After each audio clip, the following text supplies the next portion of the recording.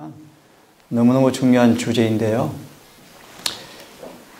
오늘 짧게 함축해서 말씀을 드리고 마무리하겠지만 미리 숙제를 좀 드리겠습니다. 부자 선지자 침을 당한 반석과 모세의 죽음. 침을 당한 반석과 모세의 죽음. 오늘 그 두 본문이 오늘 제가 설교할 제목의 본문입니다. 오늘 우리 주보처럼 하나님의 품성, 하나님의 사랑이라는 제목으로 말씀을 드릴 텐데 오늘 드리기에 앞서서 고린도후서 4장 성경 구절을 먼저 한번 봉독하겠습니다. 고린도후서 4장에 있는 말씀을 먼저 봉독하겠습니다.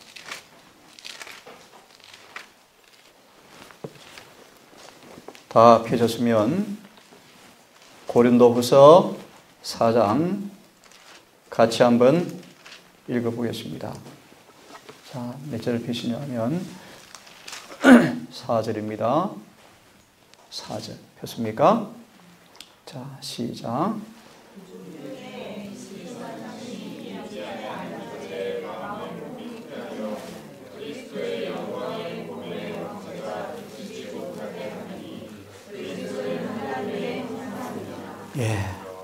그 중에 이 세상 신이 믿지 아니하는 자들의 마음을 혼미케 하여 그리스도의 영광의 복음의 광채가 비치지 못하게 함이니 그리스도는 하나님의 형상이니라.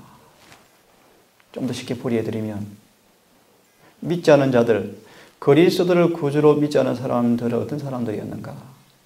그리스도를 통해 드러나는 그분의 품성을 식별하지 못했다 뜻입니다.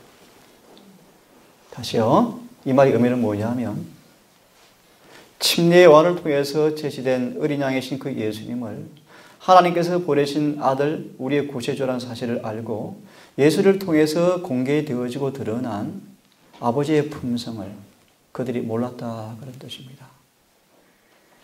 그럼 어떤 결과가 왔는가? 주님께서 오신 사명을 거절하였습니다.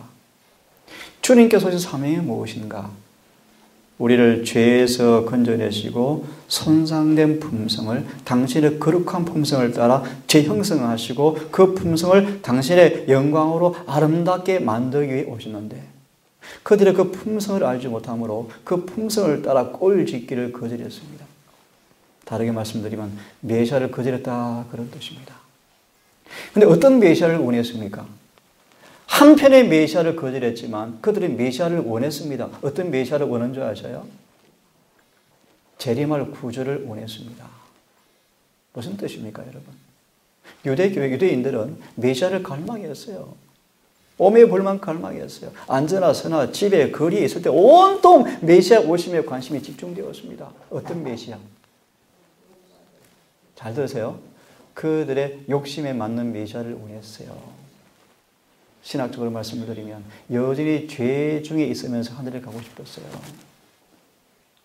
그래서 사단은 그들의 꿈에 맞는 성경을 해석해 주었는데 초림의 구조를 감춰버리고 재림의 구조를 지어주었대요. 재림의 구조를 맞이하기 위해서는 초림의 구조의 사명이 먼저 이루어져야 재림이 가능합니까? 조금 이해되셨습니까? 이사야 53장에 보면 이해할 수 없는 표현이 있죠.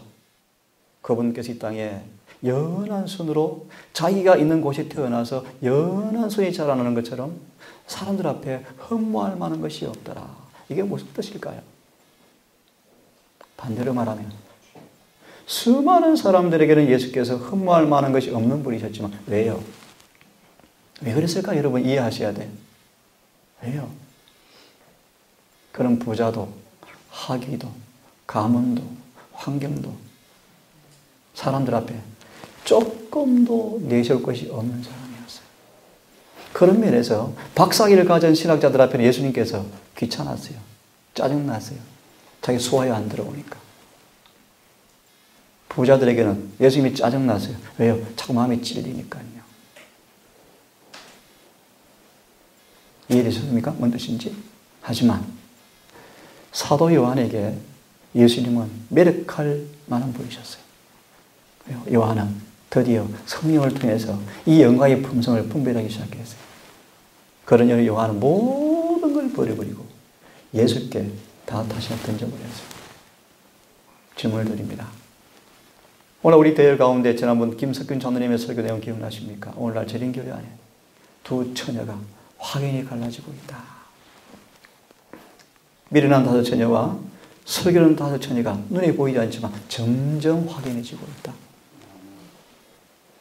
오늘 주제는 아니지만 질문을 드리고 시작하기를 원합니다. 미련한 다섯 처녀의 특징이 어떤 특징입니까? 하나 언급해 드리면 하나님의 품성을 깊이 연구하지 않은 사람이었습니다. 그러므로 눈이 멀어서 자신의 부족을 알지 못하고 한밤중이 되어서 신랑이 온다 했을 때 성령이 없는 사실을 깨닫고 분주하게 움직였지만 끝이 났습니까? 품성은 하루아침에 개발되는 것이 아닙니다. 품성 위기 때 드러납니다. 지금 은혜의 시간 동안에 우리 품성의 결점을 고치기 위해서 기름을 늘 공급받으셔야 합니다. 다시 말합니다. 미련한 다섯 처녀는 재림 교인을 표상하는데 저를 포함해서 모두를 표상하는데 시험에 넘어지고 사십니까? 유혹에 넘어지십니까? 아직 육신의 정욕을 다 이기지 못하셨습니까? 거듭나야 합니다. 예복을 사서 입으셔야 합니다. 성령의 안약을 발라보셔야 합니다.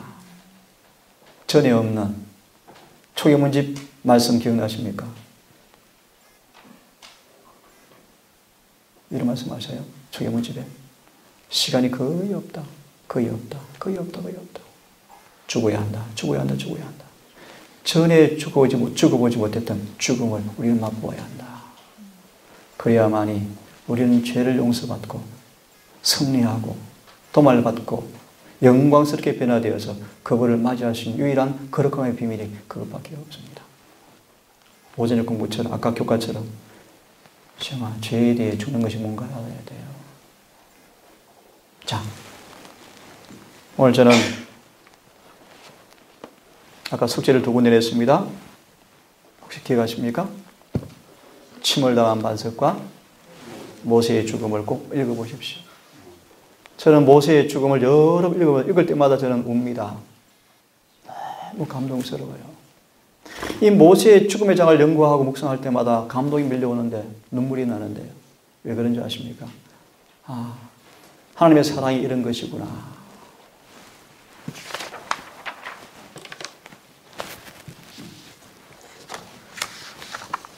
하나님께서는 당신의 백성을 취급하시는 모든 일에 있어서 그의 사랑과 자비가 섞여 있을 뿐 아니라 엄격하고 공평한 공의에 뚜렷한 증거가 있다.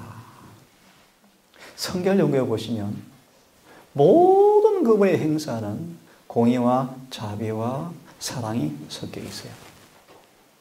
한 번도 불이 된 적이 없는데 예컨대 최근에 한 편지를 제가 보면서 또 마음이 아픈 게 예수님이 가늠한 여인을 무조건적으로 용서하셨다. 정죄하지 않으셨다. 하지만 한 부분만 본 거예요. 이런 식으로 보세요. 그분은 그 여인을 정죄하지 않았지만 죄 없다 하지 아니하시고 율법의 요구를 절대로 경감시키지 않으셨다. 다시요. 이 여인을 용서해 주시지만 죄 없다 하지 아니하시고 율법의 효능, 율법의 권능을 절대로 깎아내리지 아니하시고 여전히 명령하시기를 기억하시겠습니까? 나도 너를 정죄하지 아니하노니라고 끝나지 않았습니다. 다시는 가서 죄를 범치 말라고 말씀하십니다. 맞습니까? 돌아오시면 하나님의 모든 행사는 사랑과 자비와 공평이 섞여 있는데 이것이 어디 나와 있는가? 히브리 백성의 역사에 나와 있다. 하나님께서 이스라엘 백성에게 큰 복을 주었습니다. 신명기 32장 11절 12절의 말씀 보시면 마치 독수리가 그 보금자리를 어지럽게 하여 그 새끼에 너풀거리며 날개를 펴서 새끼를 받으며 날개 위에 없는 것 같이 여호와께서 홀로 그들을 인도하셨도다. 왜 독수리로 표현할까요? 왜 독수리로? 저는 잘 모르지만 독수리가 새끼를 바위 둥지에 놓고 새끼를 떨어뜨린대요. 그리고 팍 날아가서 날개로 다시 엎고 또 올리고. 왜 그렇게 합니까? 맹수로 살아가게 하기 위해서, 그죠? 하늘의 왕으로 살아가기 위해서요. 무슨 말인가? 하나님께서 왜 이스라엘 백성을 마치 독수리처럼 애굽에서 인도해 내셔서 왜 그들을 날개로 업으시고 이끄시고 인도하시는가? 적용해서 말씀을 드리겠습니다. 왕 같은 제사장으로 삼으시려고요. 그런데 들어보십시오. 새끼를 받으며 날개 위에 없는 것처럼 여호와께서 홀로 그들을 인도하셨다라고 말씀하시면서 그러나 그들이 범한 죄에 대해서는 얼마나 신속하고 엄중한 형벌이 임했는가를 잊지 말아라. 그래서 미리 결론을 드리면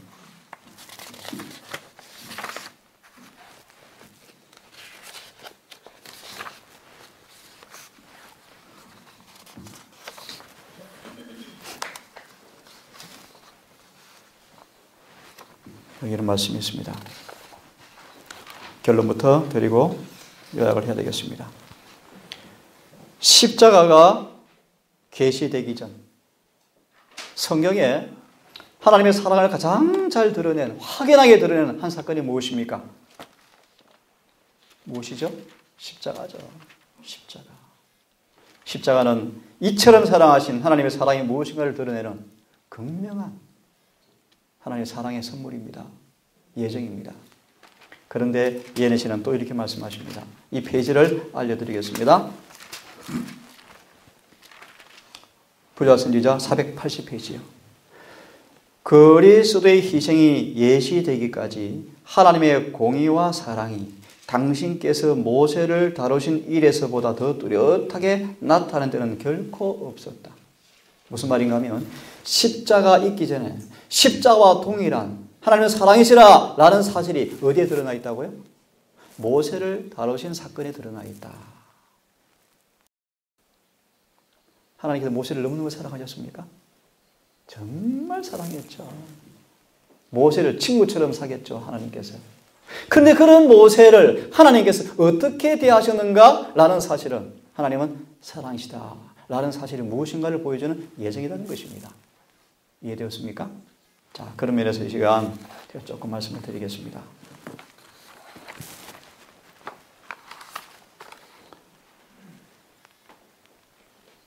모세와 아론이 완고한 불평과 불만과 원망하는 이스라엘 백성들의 죄를 바라보면서 너무나 고통스러우셨어요. 모세와 아론이 여호와께 나가서 납작 엎드렸습니다. 그렇게 변망덕하고 완고하고 고집이 황소 같고 쇠창살레 같은 쇠땡이 같은 녹 같은 그들의 마음, 그렇게 수많은 기적과 이사와 능력에도 불구하고 여전히 반역하고 불순종하는 그들을 바라보면서 너무너무 괴로워서 모세와 아론이 여호와께 나가서 엎드려 버렸습니다. 어떤 사건입니까? 물이 없어서 하나님께 원망하고 있죠. 아까 독수리가 새끼를 떨어뜨리고 없는 것처럼 왜 하나님께서 이스라엘 백성들을 하천이 흘러가는 겨울가로 인도하지 아니하시고 물이 없는 사막으로 인도하십니까? 왜 그러십니까, 하나님께서? 짧게 말합니다. 그들 속에 있는 죄를 들춰내셔서 고쳐주시려고 하셨습니다. 그런 시험들을 통하여 우리의 약점을, 우리의 죄를 드러내게 하셔서 고쳐주시는 은혜를 주시려고 그런 기회를 주심에도 불구하고 그들을 원망하고 불평하다가 죽었습니까? 그런 장면입니다. 모세가 너무 답답한 거예요. 너무너무 답답한 거예요. 그래서 엎드려 하나님께 굴복하는데 여호와께서 나타나셔서 모세야, 호영아, 모세야, 지팡이를 가지고 형 아론과 회중을 불러모아라. 그들의 목전에 너희는 반석을 명하여 물을 내라. 민수기 10장 8절에서 말씀하셨어요. 참 자비로운 분이십니까? 변망덕, 불평, 원망, 쇠덩이 같은 노쇠 같은 그런 마음, 그런 자들 여전히 주님께서 자비롭게 또 오늘 이렇게 노하기를 더디하시면서 모세야 회중을 불러 모아서 반석을 명하여 물을 내라고 신명기 20장 8절에서 말씀하십니다. 오늘 드린 주제가 뭔지 아십니까? 하나님은 사랑이시다. 그렇게 배은망덕한 파렴치한 백성들을 오래 참으시는 그분께서 미리 말합니다. 충성. 40년간을 한 번도 뒤를 돌아보지 않고 충성했던 모세를 어떻게 다루셨는가? 이것이 그분의 사랑이다. 그걸 보여드리려고 말씀을 드리는 것입니다. 계속 들으십시오. 모세는 두 형제가 군주 앞에 나아갔다. 모세는 손에 지팡이를 들고 있었다. 이제 그들은 시온아 노인이었다. 수임하게 났던 시온이한테 노인이었다. 오랫동안 이스라엘의 반역과 고집을 참았었지만 이제는 모세가 마침내 인내력을 잃어버렸다. 마지막 백성의 특성이 뭐라고요? 성도들의 앞으로 이를 혐의 내리면 여러분 지금 상상 이상으로 여러분 인내가 필요합니다. 그때는 먹을 것이 없을 거예요. 여러분 돈 휴지로 바뀔 거예요. 우리 부동산 끝날 거예요. 아무것도 없을 거예요. 옆에 형제와 자매가 원수가 될 거예요. 하루 이틀요? 아니에요. 1년, 2년, 3년 이상 갈 거예요. 굶주려 죽을 거예요. 감옥에 갇힐 거예요. 우리 중에 대다수가 반역에 가담할지 모릅니다. 이때 인내가 필요합니다, 여러분. 마침내 모세가 인내를 잃어버렸다. 모세는 패역한 너희여 들으라. 우리가 너희를 위하여 이 반석에 물을 내랴. 잘 들으세요. 우리가 명하여 반석에 물을 내랴. 우리가 단어를 잊지 마십시오. 그리고 명하신 대로 반석을 명한 것이 아니고 지팡이로 반석을 2번 쳤다. 이것 때문에 모세가 죽었고 이것 때문에 모세가 가나안 땅에 못 들어갔습니다. 하나님의 사랑이시라.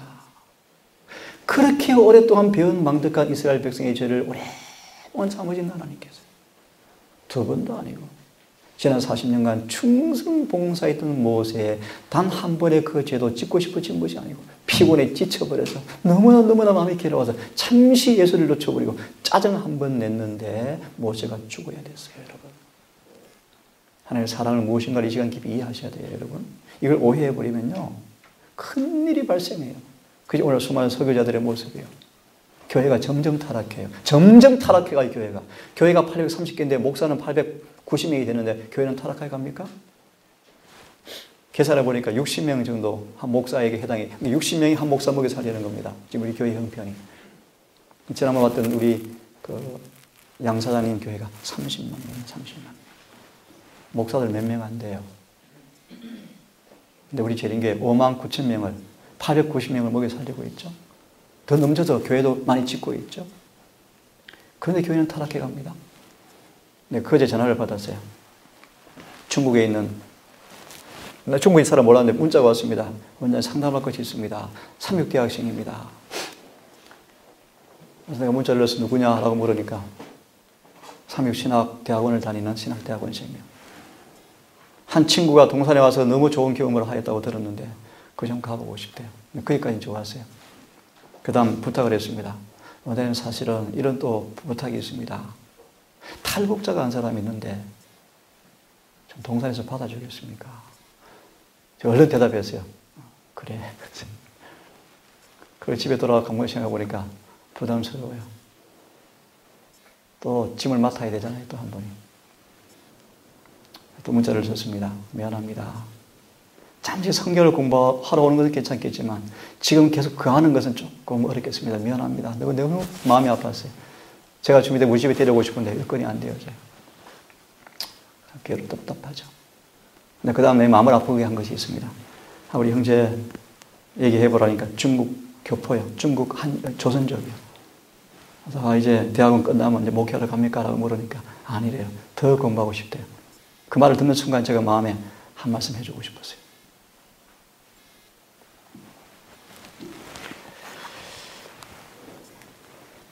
지금 우리에 필요한 것은 그런 공부가 아닙니다. 그런 공부가. 아무리 신학 공부 많이 한들 준비 안 돼요. 교회는 더 타락해요. 더 타락해요. 조금 다른 얘기를 드렸는데 모세가 인내력을 잃어버렸다. 왜 모세를, 호영아, 사립학교 들어봤어? 모세를 애굽의 궁전에서 하나님께서 사립학교로 전학을 시켰대요. 시온아, 그 사립학교 과목은 그렇게 앉는 게 아니야. 잘 들어봐. 뭔 줄 알아? 잘 들어봐. 산만하고 짜증 잘 내고 고집불통이고 성질 급한 것들을 싹 고치는 학교예요. 학과목이 뭔 줄 알아? 학과목이 수학 산수가 아니야. 40년간 양똥치야 돼. 양똥치야 돼. 몇 년간? 40년 동안. 인내가 필요합니까? 그런 모세가 이제 인내를 잃어버렸어요, 여러분. 인내를 잃어버렸어요. 지쳐버렸어요. 물이 군중에게 넉넉할 만큼 흘러나왔다. 참 자비로운 분이시죠. 명하여 물을 내라고 함에도 불구하고 반석을 2번 치는데도 주님께서 뭐 하십니까? 물을 주셔요. 주시는데 여러분 낭패가 났습니다. 모세에게 큰일 났어요. 이제. 백성들은 그 사실을 몰라요. 몰라요. 자, 모세는 큰 과오를 범하였다. 어떻게 이것이 죄인지 여러분 아셔야 돼요. 이 죄에 대해서 하나님께서, 사랑이신 하나님께서 어떻게 사랑하시는지를 아셔야 돼요. 그래야 사랑을 오해하지 않아요. 그래야 죄에서 떠나요, 여러분. 오늘 많은 설교들은 여전히 욕심 있고 여전히 안 거듭났는데 기쁘고 좋아요. 복음이 아니에요. 그것은 거짓 복음이요. 복음은 절대로 죄인을 달래거나 죄 있는 채로 죄인을 얼싸 안아주지 않아요. 복음은 반드시 그를 고쳐주셔요. 어제 보았습니까? 사랑은 너무나 순결하여 죄를 절대로 덮어줄 수가 없다. 자복하고 버리지 않는 죄를 절대로 눈 감아줄 수가 없다. 그러므로 그 사랑이 계속 해결을 요청할 때, 거절할 때 그 사랑은 공의를 집행하실 것이다. 그것도 사랑이다. 라고 말씀하죠. 모세는 분노한 감정으로 말했고 그의 말은 하나님의 성호가 모욕을 당하기 때문이 아니었고 그의 자존심, 의분이 아니었고 인간의 격정의 표현이었고 들어보실래요? 자기를 동정하였기 때문이었다. 이렇게 많이 도와줬는데 이렇게 많이 베풀어줬는데 왜 나를 알아주지 못할까? 자신은 뭐 있다고요? 동정했다. 이게 시영아 살았다 뜻이야. 이게 살아있는 모습이요. 그죠? 죽은 사람들은 쾌념치 않아요. 어떤 대우를 한들, 어떤 취급을 한들, 내가 어떤 일을 해놓았을지라도 그 인정에 대해서 조금도 인정하지 않을지라도 쾌념치 않는 사람이 죽은 사람이에요. 그게 오늘 교과의 내용들입니다. 그 사람 만들려고 예수께서 죽으신 것입니다. 무슨 뜻입니까? 그런 율법을 이루어 주려고 죽으신 것입니다. 근데 여전히 예수를 믿으면서 십자가를 믿으면서 자아가 살아있으면서 구원받았습니까? 그런 십자가 없어요, 여러분. 그런 십자가는 아닌 것입니다. 그분의 죽음을 더럽히는 것입니다. 그분의 죽음은 우리를 율법을 완전히 하려고 죽으신 것입니다. 이 비난은 잘못이 아닌 사실이었지만 사실이었을지라도 분노하거나 조급하게 말하지 말아야 하였다. 시간이 없어요. 모세가 승질냈습니다.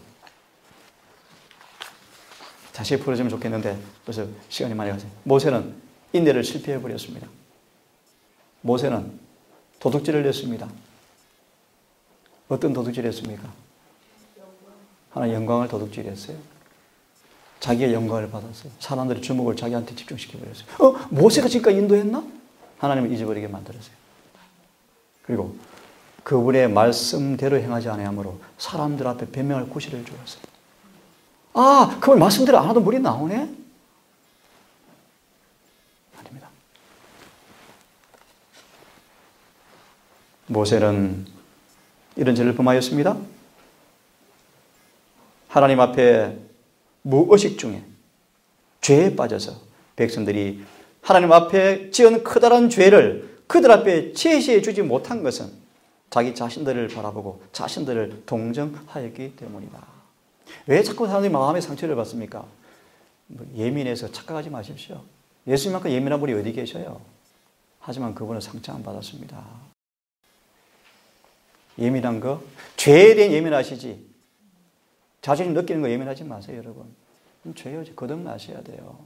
자신의 자아를 기준으로 삼지 마세요. 내가 기분 나빴다 그럼 그 기분 나쁘게 한 것입니까? 아닙니다. 그렇게만 따지면 큰일 나요. 예수님은 항상 기분 나쁘게 하는 분이셨어요. 짜증나게 하시는 분이셨어요. 그분이 짜증나게 하셨습니까? 아닙니다. 그들 속에 자존심 때문에 짜증이 난 것입니다, 여러분.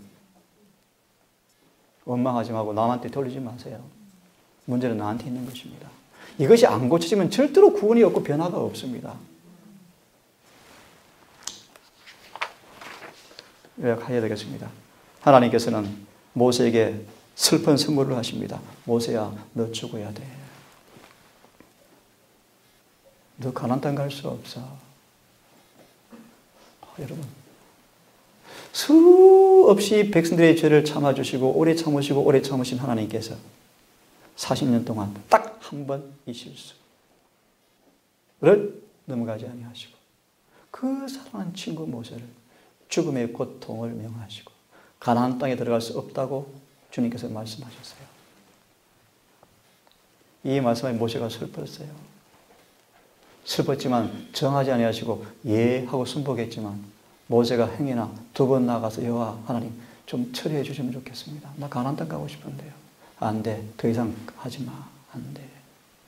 모세는 겸손히 순응하고 그 명령에 따라서 죽음을 맞이하기 위해서 느보산에 올라갑니다. 옆에 동지가 있습니까? 아무도 혼자 올라가게 하세요. 그 장면 이런 거 보세요. 눈물 나요. 계시를 쫙 보여주시는데 그가 인도한 이 백성들이 다시 반역할 것과 또 반역할 것과 이들이 마침내 메시아를 죽일 것과 교회가 타락할 것과 중무시의 암흑기와 1월 혁명과 마지막 7재앙과 예수의 재림을 다 계시로 봅니다. 그런 다음 하늘에 생활과 새 땅을 계시로 보고 나자 그 영광스러운 장면에 압도당하여서 한편으로 너무 슬퍼서 왜요? 자기가 인도한 백성들이 메시아를 죽일 거예요. 그의 사업이 다 헛되었구나 라고 느낄 정도로 계시를 다 본 다음 하나님께서 기력을 거두고 가시는데 홀로 죽었습니까? 여기까지 하면 재미없습니다. 너무 두렵죠. 자비로운 하나님께서 즉시 내려오셔서 모세를 부활시켜요.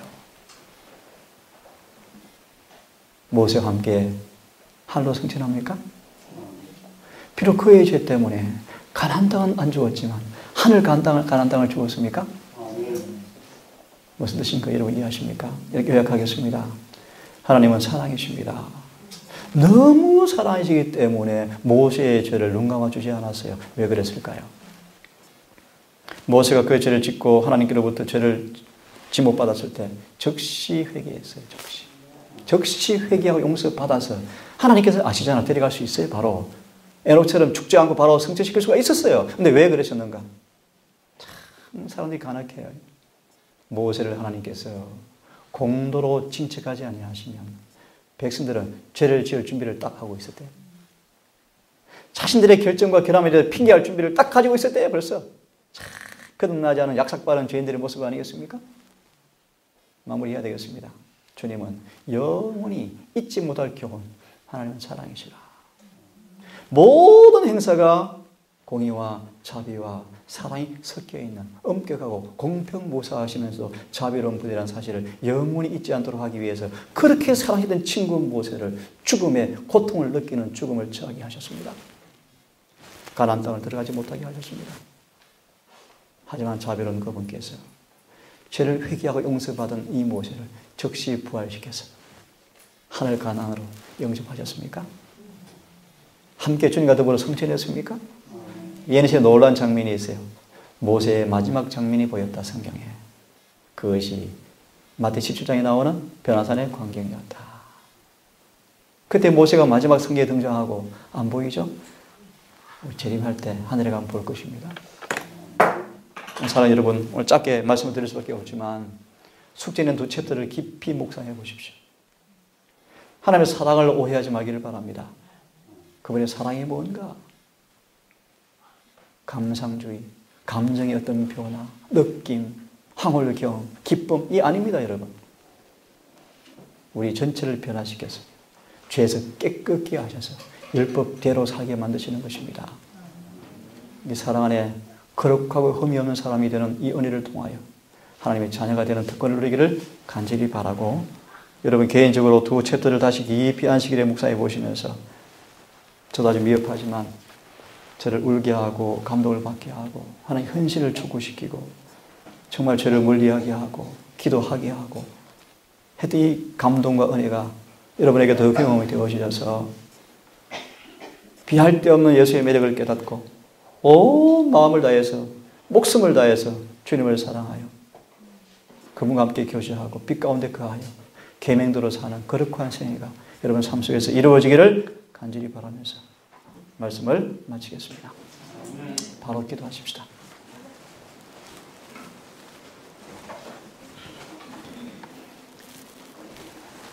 하늘에 계신 아버지, 어찌 우리가 부인할 수 있겠습니까? 천일을 하루같이 오래 기다리시고 자비로우시고 노하기를 더디하시는 하나님, 우리 어떻게 부인할 수 있겠습니까? 하지만 한편으로 그분의 사랑의 거룩한 한 속성인 자비의 쌍둥이 자매인 공의를 망각하지 않도록 도와주시옵소서. 죄를 심히 죄되게 하시고 죄의 흉악성을 보게 하시고 육신에 속한 상태를 깨닫게 하시고 우리의 품성의 결점이 얼마나 큰 죄라는 사실을 깨닫게 하시고 우리의 참 상태를 깨닫게 하셔서 이 은혜의 기간 동안에 우리 구주께 달려가서 고침을 받고 승하게 나아서 주님의 사명이 이루어지는 거룩한 교회로 단장되어지는 기쁨을 맛보게 해 주시옵소서. 오늘 우리 못에 치리하신 주님의 승리의 손길을 통하여 짧게나마 말씀을 보았습니다. 아버지, 그 놀라운 주님의 사랑을 다시 한번 더 깊이 연영하여 모세와 같은 그 놀라운 경험이 또 이루어지게 해주셔서 모든 마음을 다해 주님을 찬양하고 찬송하다가 주님 오시는 그날 하늘 유리바다 위에서 영원한 새 노래 부르는 사람으로 영접될 수 있도록 우리를 도와주시옵소서. 이 모든 말씀을 우리를 사랑하시는 예수님 이름 의지하여 간절히 기도 올리옵나이다. 아멘. 묵상으로